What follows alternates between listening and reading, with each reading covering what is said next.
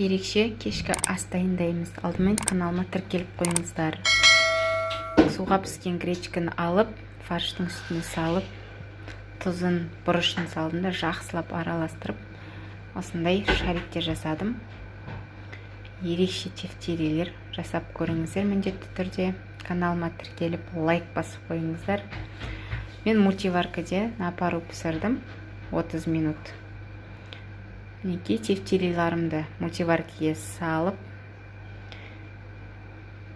30 минутқа пісіруге жібердім. Осы аралықта подливасын дайындадым.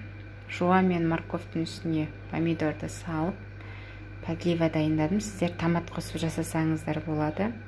Суға бантик макарондарды пісіріп алдым. Мінекей осылай 30 минутта өте керемет ерекше тамақ дайын болды.